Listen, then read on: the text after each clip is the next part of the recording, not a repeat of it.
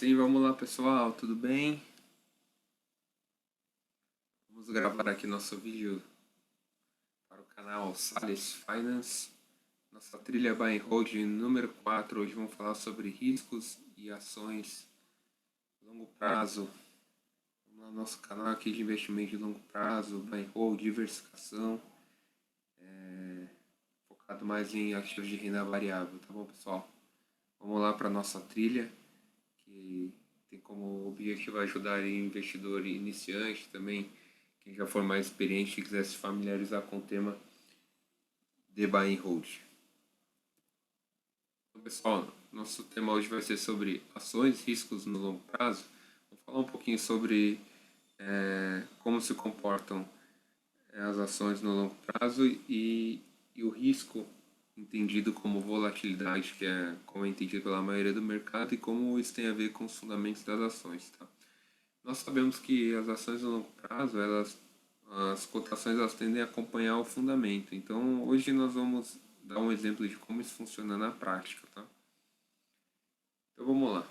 99%, quase 100% aí dos estudos e para a mídia 100% com certeza, risco é volatilidade.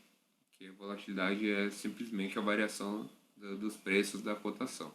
O risco, a gente fala em risco versus retorno, enfim, está sempre falando em volatilidade.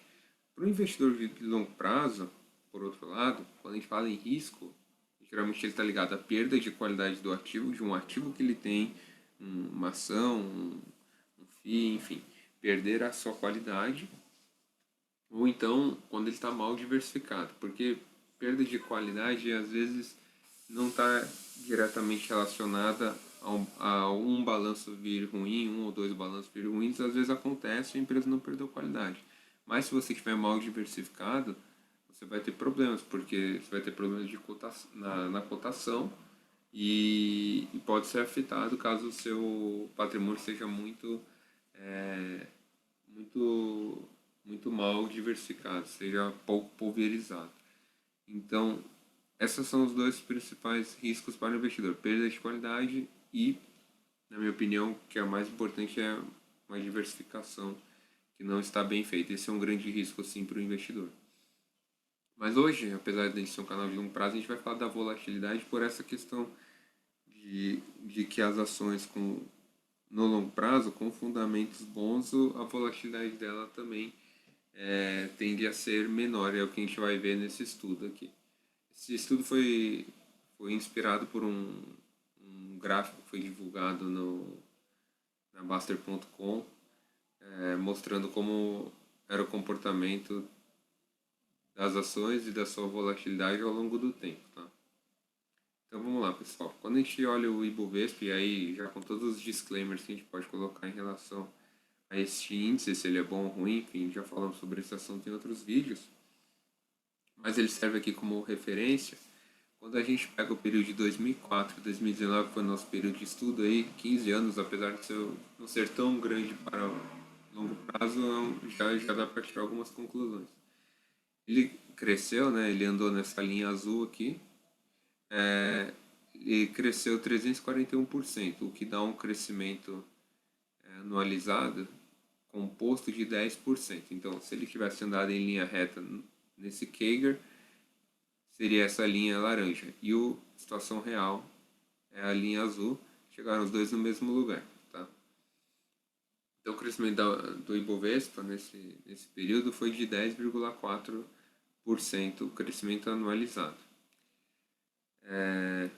Quando a gente olha a tabela, como ela se comportou, a gente tem aqui o ano, né, 2004 e 2019, a pontuação do Ibovespa, então você vê, começa de 26 mil para 115 mil, isso aqui é o fechamento do ano. E aqui a gente coloca aqui alguns períodos. Então, o que a gente mostra nesse período? São períodos anualizados. Um ano, então a comparação dele com o ano anterior, 2005 a 2004, cresceu 28%, depois cresceu 33% de 2006 a 2005, de 2008 para 2007 caiu 41%, enfim. E aí a gente vai avançando aqui os períodos, pegando períodos maiores e anualizando esses crescimentos. Então, por exemplo, em 2 anos, as ações saíram de 26 mil em 2004 para 44 mil em 2006. Isso aqui deu um crescimento bem maior do que 30%, mas se a gente analisar esses 2 anos, o crescimento composto é de 30%. Então a gente vai mostrando ao longo do tempo o que acontece com os crescimentos anualizados. Até a gente chegar aqui a um período de 10 anos, que, repito, não é um período muito grande para quem faz longo prazo, mostrando que períodos anualizados de 10 anos, desde 2014 a 2004, então 2015, 2005, 2016 a 2006, enfim, todos esses períodos, o que acontece com a variação, o crescimento composto anualizado desse índice. E a conclusão que a gente chega, que é a mesma que chegou o estudo realizado lá na Baster.com, é que em períodos maiores a volatilidade é menor. Você vê então a média de todos esses anos aqui em um ano deu 14%, depois em 2 anos deu 11%, 9%, 6%, 5%. A mínima, você teve um ano lá que caiu 41%, inclusive você teve 5 anos de 15 que houve queda no fechamento anual. Quando você fala em 2 anos, pô, você teve um período muito ruim aqui, de 2010 a 2015, mais ou menos, vários anos com queda, se você analisar o crescimento. Em 3 anos, também 4 períodos anualizados com queda. 5 anos também. Aí você foi para 10 anos, você já não tem nenhum período com queda. Então, o que mostra que a volatilidade ela diminui, ela vai achatando, né? Tanto a máxima, que você teve um período aqui de 83, 38, 35, e quando você pega períodos de 10 anos, nesse período estudado, a máxima foi 9%. E a mínima também. A mínima foi positiva. Reparem que deu menos 2% aqui. E a mínima foi mais 2%. E a mínima foi positiva, comparando o período de 10 anos. Né? E aí, pessoal, a gente pegou algumas outras empresas e índices também para a gente dar uma olhada se o comportamento era igual. Então a gente vê aqui, ó, Itaú, teve um crescimento CAGR dele de 2004 a 2019 de 17,3%. Então, como se tivesse crescido esses 15 anos a uma taxa de 17,3%. Mas se a gente pega aqui a média em um ano, foi 20%. Pegar todos os períodos de um ano nesse período deu 20% de média. A máxima, 58%, a mínima, menos 34%. E aí quando a gente vai pegando períodos maiores, você vê que a volatilidade ela vai diminuindo, né? Vai achatando. Então a média de crescimento aqui deu 13%. Assim, por mais que ele tenha crescido muito, a média dos crescimentos de 10 anos deu 13%. A mediana também, a máxima 18%, a mínima mais 10%. Então é até interessante aqui do Itaú, você começa a ver que para períodos de 3 anos, de 3 em 3 anos, quando você pega 2007 2004, né, no estudo que a gente fez 2008 a 2005, o menor valor anualizado que você tem é um valor positivo, que é mais 4. Então, você vê como a volatilidade ela é relativa, né? Ela é relativa ao quê? Ao tempo nos investimentos e, de alguma maneira, de maneira muito importante, ao valor e à qualidade desses ativos também. Pegando Dow Jones, o índice das ações de Nova York, o crescimento anualizado dele nesse período de 15 anos foi de 6,7%.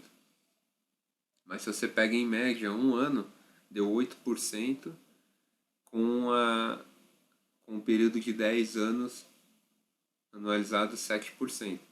A máxima diminui de 26%, passa para 19%, 13%, 14% e 11%. Conforme você vai aumentando o tempo, vai diminuindo o valor da máxima também. E da mínima, ela chega a mais 5%, sendo que quando a gente pegou um período de um ano, ela fez menos 34%, 2 anos menos 16%.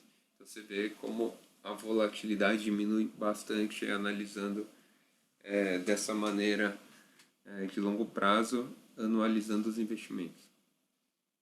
Se a gente não tivesse anualizando os investimentos, pô, deu 3, 4 vezes as ações no período de 15 anos, né? Do Itaú mais ainda, enfim, porque cresceu numa média de 17% ao ano em 15 anos seguidos. Enfim, só para vocês verem como a volatilidade diminui bastante conforme o tempo e o valor dos ativos.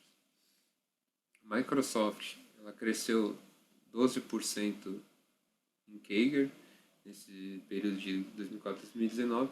E a Microsoft é um caso bem interessante porque as ações dela cresceram muito de 96 a 99 com a bolha .com, e quando a bolha estourou, as ações só foram recuperar o preço que estava em 99 lá em 2016. Por melhor que fosse a empresa, ficou 17 anos para chegar no preço que estava antes. Você acha que o investidor que não estava bem diversificado, que não trabalha a longo prazo, conseguiu segurar esse investimento? Provavelmente não. Então, por isso que a gente tem feito nosso trabalho aqui com a trilha Buy and Hold, para tentar mostrar para o investidor que, por mais que os conceitos possam ser claros, é difícil seguir, ele tem que estar muito bem preparado, muito bem embasado, e nessas horas também a diversificação é o que vai te salvar. Pega o período da Microsoft aqui, 2004 2019. Teve uma máxima, um ano lá que cresceu 57%, depois 2 anos, uma anualidade de 36%, 36% também para 3%, até chegar no anualizado de 18% para período de 10 anos. A mínima foi para mais 6%, por mais que ela tivesse caído 45% em um ano, no anualizado de 2 possa ter uma mínima de menos 19%, quando chegou em períodos de 10 anos, a mínima que a gente encontrou foi um anualizado de mais 6%. E o mesmo acontece com a Home Depot, que é uma empresa que ela andou de lado por muito tempo, por mais que a empresa continuasse boa, enfim. E os fundamentos, alguns fundamentos também andaram de lado por um tempo, então isso mostra que é difícil você analisar se a empresa perdeu qualidade ou não, mesmo olhando só os balanços. Às vezes você não consegue tirar as maiores conclusões, por mais que o balanço ajude você a separar empresas que não são boas. É difícil você analisar se a empresa realmente perdeu qualidade ou não. E aí essa empresa, enfim, nesses últimos anos está muito forte. É uma empresa que faz bastante recompra de ação, traz bastante valor ao acionista. E você vê, a média dela até aconteceu uma coisa estranha aqui, porque a média de todos os períodos analisados em um ano deu 14%, e 10 anos deu 17%. Ou seja, aqui a média não achatou, ela aumentou, sendo que os outros indicadores sim achataram. A máxima de 47% virou a máxima de 22%, e a mínima ela vira uma mínima de mais 9%. Então, nesse período de tempo, 2004, 2019, todos os períodos de 10 anos, a empresa conseguiu ter uma mínima de 9% e uma média de 17%. Mostrando todo o valor da empresa, trouxe ao acionista. Então é isso, pessoal, pelo vídeo de hoje, mostrando que a gente analisou o risco pela ótica da volatilidade, que é a mais clássica, apesar de para o acionista de longo prazo não ser a mais importante, e mostrando que mesmo assim as ações elas mostram um risco muito menor no longo prazo. Quando você trabalha com elas no longo prazo, você acaba tendo a impressão que até nem risco tem, porque você pega esses ativos que eu mostrei aqui, quando você pega uma mínima em um período de 10 anos, que nem é um período tão grande de longo prazo, de mais 6, mais 10, mais 9, enfim, você vê como ter ações realmente ações de renda variável para longo prazo realmente é um caminho legal, porque o longo prazo é onde ela vai aproveitar todo o seu crescimento, todo o juro composto, toda a sua qualidade.